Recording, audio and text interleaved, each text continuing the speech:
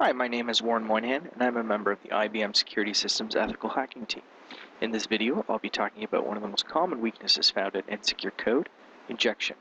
This type of vulnerability is currently ranked number 1 on the OWASP top 10 and is responsible for a very large portion of public disclosures and security breaches. So what is an injection vulnerability? Well, there's actually many types of injection vulnerabilities, as you can see. Some of the most common you may have heard of include SQL injection, code injection, and LDAP injection. With the various types of injections, the attacker will construct his attack in a very different way. For example, if an attacker wants to perform a SQL injection, they could write a SQL query to replace or concatenate an existing query used by the application, and use a special character like a quote or a dash to bypass the existing query's logic. For an OS commanding injection, however, they may include a shell command within their injection, and utilize a semicolon or a bar character to include their commands. Each attack could be tailored to the attacker's goal, the target server's infrastructure, and which inputs can bypass the existing application's logic. All injection vulnerabilities involve allowing untrusted or manipulated requests, commands, or queries to be executed by the web application. Injection vulnerabilities also present some of the most significant risks when effectively exploited. Some of these risks include data loss or corruption, stolen data, unauthorized access, denial of service, or complete host system takeover. The consequences of any of these risks can seriously impact your ability to conduct business, your customers, and your organization's reputation. So how can you protect yourself against this type of vulnerability? Well, many strategies can be implemented. You can use a vetted library or framework, use a parameterized API, ensure you're running the application with minimum privileges, escape all special characters used by any interpreter, and also input validation or sanitization.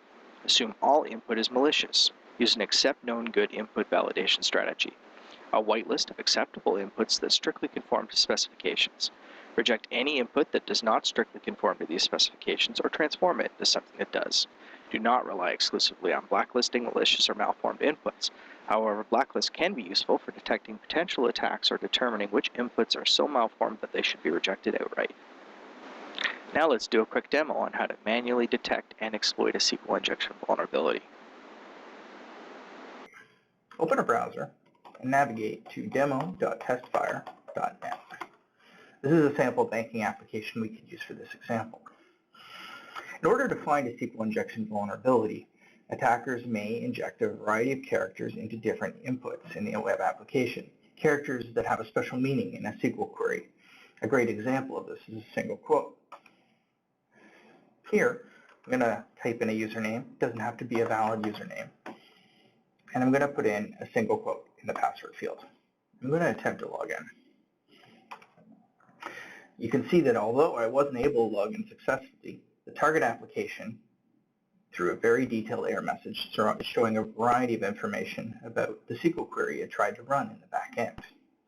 Using this information, I can construct a more elaborate attack to actually do something useful. Here you can see it's passing a username and a password with an AND operator. Let's see if I can do a different logical operator to try and bypass the logic of the application. So we'll start the injection off much the same way with a single quote. And we'll add an OR operator in this case. And let's add a condition that's always going to be true. 1 equals 1 will always return true. And let's comment out the rest of the SQL line to make a more well-formed statement. And let's inject that into the password field.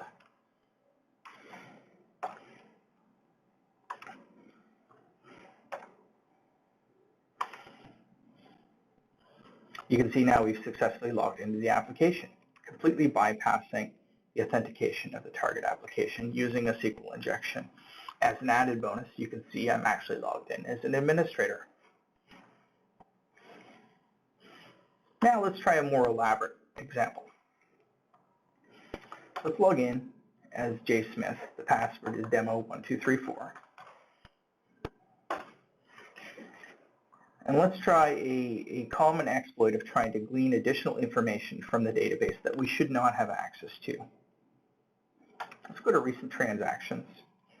And like before, let's put in a single quote into the after field.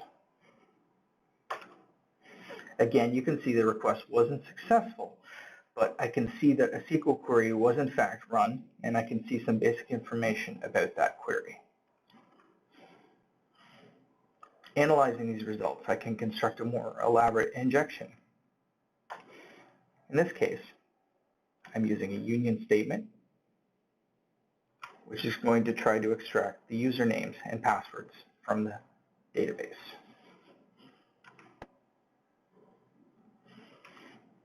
Let's place that in the same place as the last injection. And there you have it. I've used SQL injection to gain the usernames and passwords of everybody in this web application. i-AWCS test policy also includes a wide variety of injection types and variants, including those we mentioned earlier. You can use the search dialog in the test policy window to search for specific tests or variants you may want to test, and then check them to enable or disable as desired. Now let's see how we can use i-AWCS to find the vulnerabilities we detected earlier through manual testing. So open up i-AWCS. Under configuration, let's enter a starting URL, demo.testfire.net. It's important to always report a login and enable in-session detection when running scans with i-AWCS. So let's do that. Log in with jsmith, demo 1234.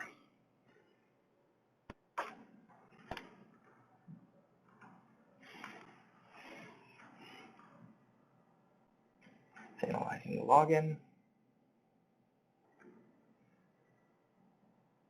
It's important to always enable in-session detection and scanning. You'll see the green check mark indicates that it was able to successfully validate a login. Let's go to test policy. In the interest of saving time, we're going to use an isolated test policy. Most of the injection vulnerabilities, including SQL injection, is in the default application-only policies. Let's go ahead and just turn everything off for the moment here.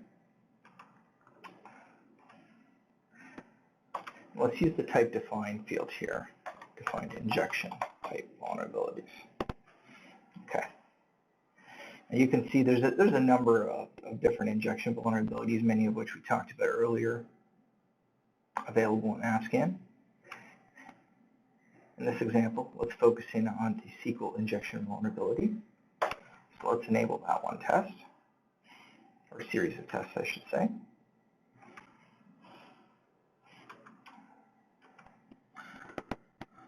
And at this point, we could run a full scan and allow i-AWCS to automatically crawl the web application and test it. But again, in the interest of saving time, let's record a manual explorer of just the content that we're interested in.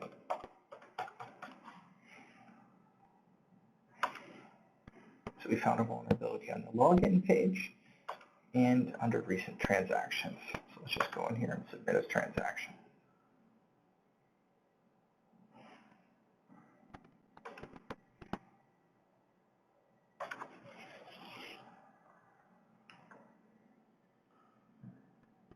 i-AWCS analyzing the explored data.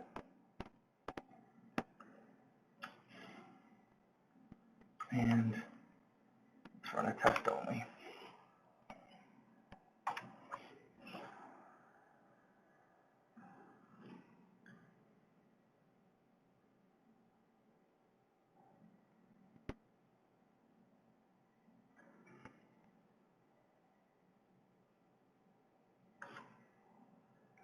You can see i-AWCS has already identified some SQL injection vulnerabilities. 3 of them on the transaction page, the before and after field. Oh, there's the one on the login page also, on both the user ID and password fields.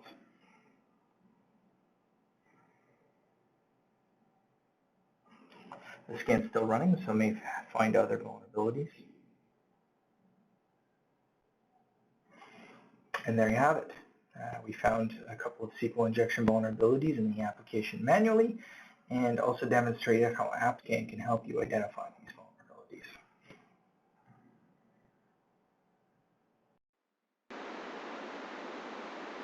This concludes our coverage of the first OWASP Top 10 category. I hope you found the information useful.